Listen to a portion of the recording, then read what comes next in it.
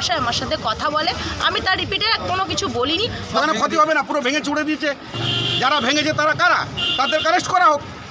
একটা বদলাভ দেওয়ার চেষ্টা করে, এটা কিছু না, কোনো দোকান ভাঙা নেই, সামনেই দোকান আছে, দোকান খোলা আছে। ধন্যবাদ। বৈদ্যবাটিতে এসআইআর শুনানি কেন্দ্রের উত্তেজনা। শুনানি কেন্দ্রের ভেতরে তৃণমূল কাউন্সিলর বসে থাকায় প্রতিবাদ বিজেপির। পাল্টা গালিগালাজের অভিযোগ তুলে বিজেপি নেত্রীর দোকানে চড়া হয় তৃণমূল কাউন্সিলর ও কর্মীরা।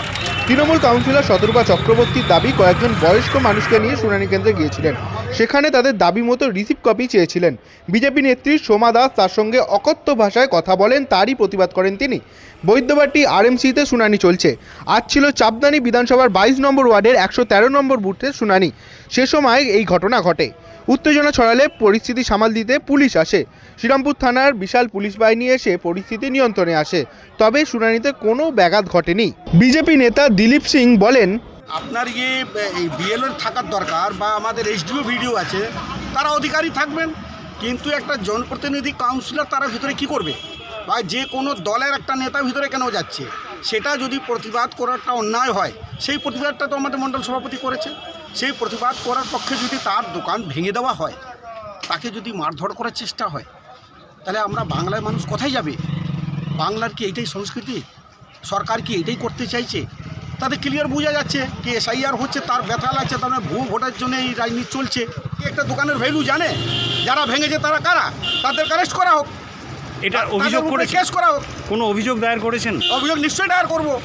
আমি তো বড়বাবু বলেছি, এটা আপনি তদন্ত করুন, এটা আপনি ইনকোয়ারি করে এটা জাজ করুন। কে করেছে? এটা কি চিহ্নিত হয়েছে কে করেছে? চিহ্নিত কিছু লোক আছে, আমাদের সভাপতি বলবেন, যার যার চিহ্নিত আছে সেটা আমি কথা বলছি কীভাবে কী করা যাবে। কিন্তু বড়বাবুকে একটা কথা বলেছি, ওরা বলে গেছে দোকান খুলতে দেবে না। কে হরিদাস পাল? ওরা দোকান খুলতে দেবে না? তাদের বাবার সম্পত্তি নাকি দোকান খুলতে দেবে না? আরে জনগণকে থাকতে দিতে চাইছেন না। আপনার একটা জনপ্রতিনিধি আছেন, কাউন্সিলর একটা আছেন, আপনাকে মানুষ জিতিয়ে নিয়ে এসছেন, আপনি সব করেন নাকি? চাপদানি তৃণমূল বিধায়ক বলেন, সমস্যা সকাল থেকে বিভিন্ন জায়গায় হিয়ারিং চলছে। তো আমাদের এই আরএমসি রেগুলেটরি মার্কেট কমিটি, তো এখানকার এই অফিসে, এগ্রিকালচার অফিসে, এখানে আমাদের হিয়ারিং চলছে। যেখানে 22 নম্বর ওয়ার্ডে হিয়ারিং আছে, সেখানে কাউন্সিলর এসছে, একজন বয়স্ক মানুষকে নিয়ে সে তাকে বসিয়ে তাকে এবার যারা হিয়ারিং করছে তারা রিসিপ্ট কপি দিচ্ছে। মহিলা সেই কাউন্সিলরকে, মানে বিজেপির কোন এক মহিলা, সে কাউন্সিলরকে গালিগালাজ করে। ওই গালিগালাজ করার জন্য তারা সেই জায়গাটা একটা অস্বস্তিকর পরিবেশ তৈরি হয়। তো যাই হোক, সেই নিয়ে একটা সকাল থেকে চাপানোত্তর চলছে। তো যাই হোক, এখন কামলা থেকে মধ্যস্থতায় মোটামুটি দোকান ভাঙচুরের অভিযোগ উঠছে। দেখুন, এটা মানে বাজে অভিযোগ। যে মহিলা যে গালাগালাজ করেছে, একটা জনপ্রতিনিধি, সবচেয়ে বড় কথা একজন মহিলা, তাকে গালিগালাজ করেছে সেই দোকানের মহিলারা।